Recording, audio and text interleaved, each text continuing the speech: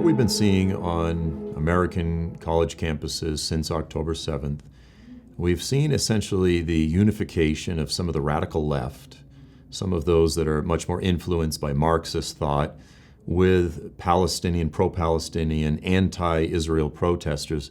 You would say these are very unique bedfellows, very strange bedfellows. You would never expect to see some green-haired, transgender, radical leftist college student standing in protest against Israel with a Palestinian Muslim. You think that's very unusual. In 2013, I was in Turkey.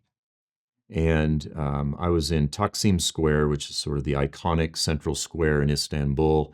And this was the summer where the Arab Spring, all of the protests, this inferno of civil unrest that was sweeping the Middle East, it reached Turkey.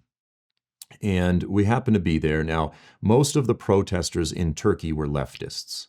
There were secularists that were protesting against the heavy-handed, increasingly Islamist government.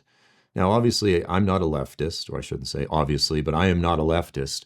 But I found that when I just happened to be there, really as a tourist, as an observer. We were actually making a documentary. But that night, we got caught in the government crackdown on the protesters. And I was tear gassed. We almost got killed. And I find that when you are standing shoulder to shoulder with people that you disagree with, and the government is you're essentially trying to kill you, that you go, you shouldn't treat people that way. And it actually forms a solidarity. Even if you disagree with their stance, there's a sort of solidarity that develops because of your common humanity. You say the government should not oppress people this way. And so interestingly, and secondarily, let me just add this. If you're 20 years old, it's fun to throw fireworks at the cops. You know what I'm saying? And so there's this sort of the excitement of the protests and tasting the tear gas and the thrill of all that. And so what we're seeing on college campuses, it's a combination of these things combined with the seduction of the Palestinian cause. The Palestinians seduce the world with their suffering.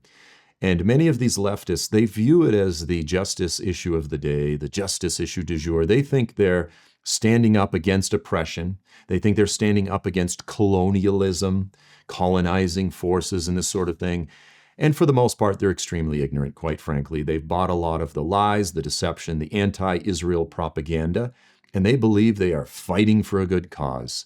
And they're joining in the excitement and the unity of camping out in all of these things. And to them, to some degree, it's a game.